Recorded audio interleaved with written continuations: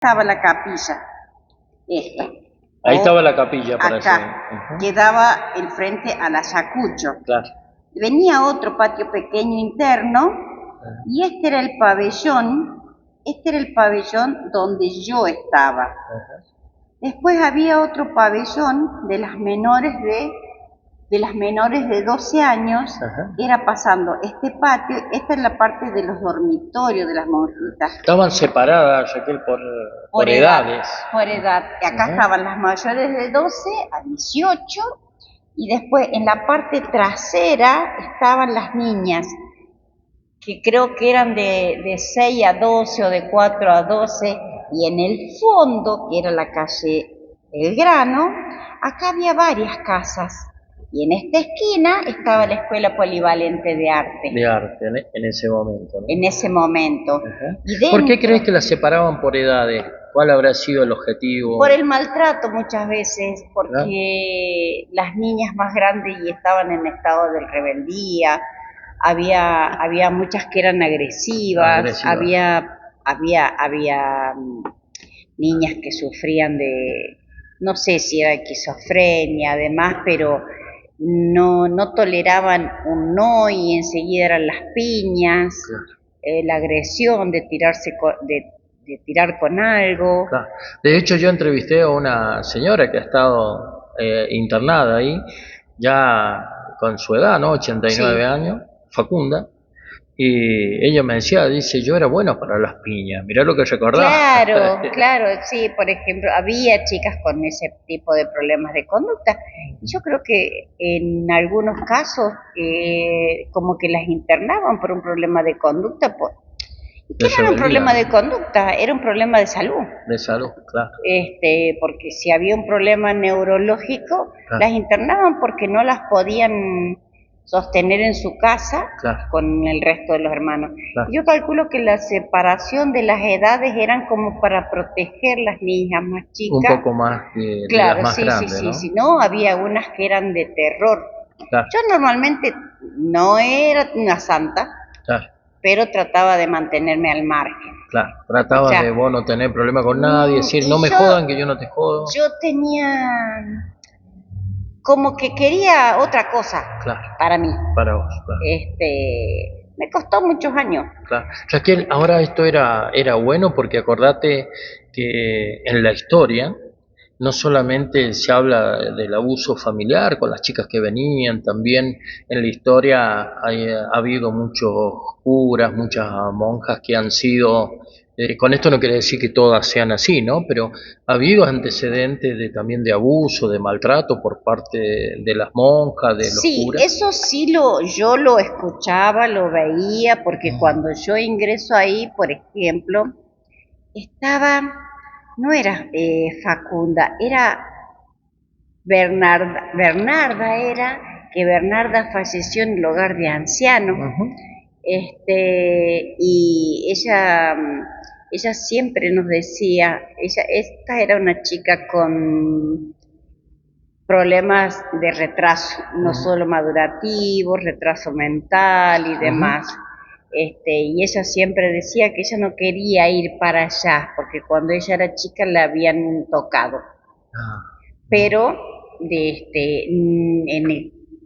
chicas grandes que ya estaban a punto de salir, decían, se van a morir, pero nunca que nos hayan, a mí, que me hayan contado algo específico, no. Claro, que vos digas, no, yo puedo decir que fue así, claro, no hay algo... No, nunca, ninguna de las chicas que estaban ahí me contó algo específico, pero sí tenían recelo. Algunas tenían un recelo para ciertos lugares y todo. ¿Vos crees, Raquel, que eso fue bueno? Las edades, ¿no? Porque convivir más allá de que no estaban sectores separados, pero en algún momento se juntaban, ¿no? Las chicas de 12 años con las 16, 18. O sea, con las chiquititas. Claro, sí. Sí, había durante el día, sí. Había algunas que íbamos, por ejemplo, había que ir a buscar la comida. Claro. A la cocina grande. Y ahí nos encontrábamos con las pequeñas. Había una que le decían la mulata, porque era negrita, preciosa era. Y ella siempre sabía escaparse y nos gritaba para que le abriéramos la puerta. Pero se escapaba porque era terrible, ¿no? Claro. Y les habían preguntado, la hermana estaba en la parte mayor, y le decían, ¿quién te hizo algo? No, nadie me hizo nada, quería verte, le decía ella. Claro. O sea, pero sí, se contaban cosas feas, pero...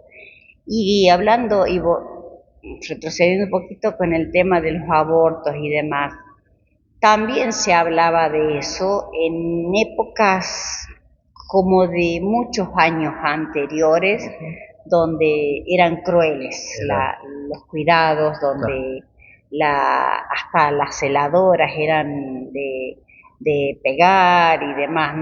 Yo creo que yo ya entré en una etapa donde ya se estaba reformando todo para bien. Pero sí se hablaba también de eso. Pero para vos no era bueno que una nena de 12 años compartía con una chica rebelde de 16, porque a la larga podía tomar esa misma conducta, o había yo creo que algo estricto, ¿no? Yo creo que cada quien con el tiempo agarra la conducta que uno quiere ser. Claro. Yo no le echo la culpa al que toma droga con el que se junta. Claro. Yo creo que nunca consumí droga, no puedo decir que no, porque no sé si alguna vez me lo pusieron y yo la pasé. Claro. Pero yo sé que yo no compro, yo no consumo, y no, eso quiere decir que no me voy a juntar con gente consumidora. Claro.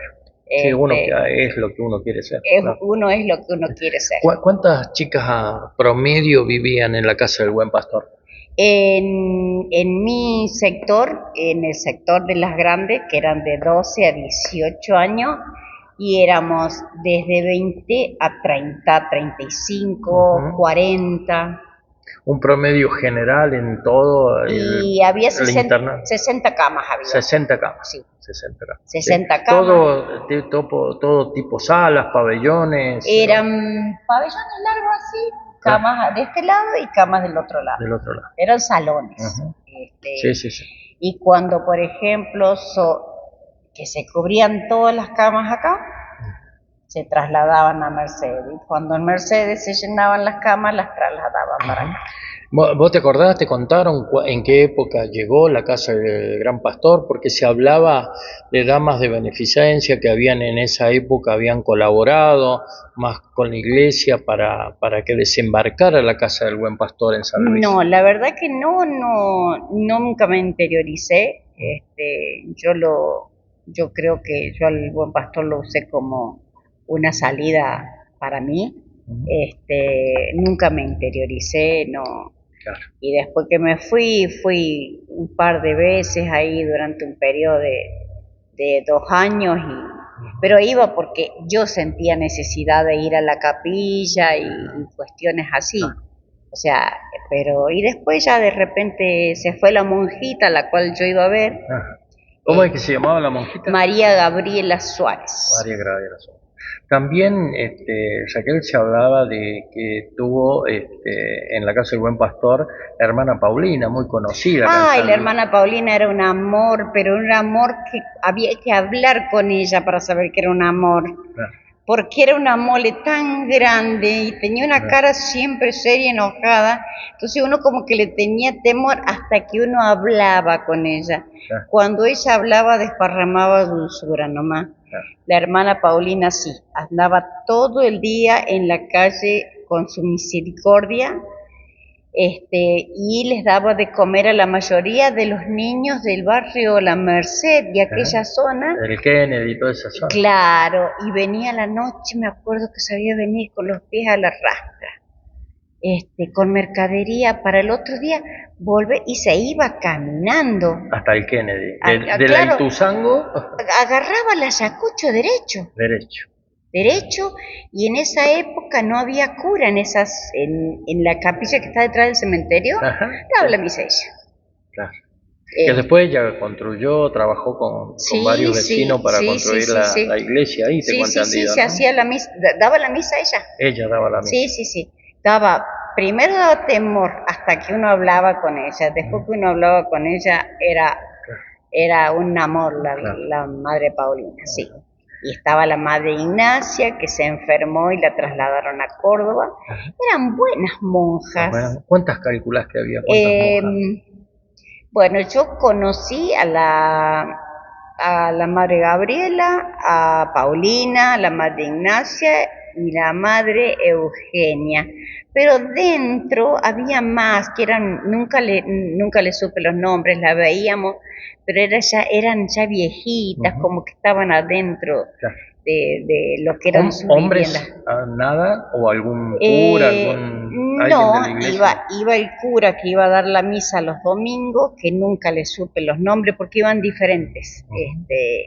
Y por ejemplo, los domingos, hacia el mediodía, se escuchaba la voz de que andaba, en ese momento estaba él, bueno, sí, yo lo único, después del se vino el que está, creo. Claro. Que ellos venían el domingo después de la misa a supuestamente a almorzar y Claro. al rato ya porque escuchábamos las voces. Claro.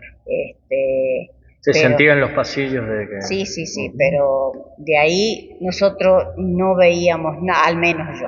Claro.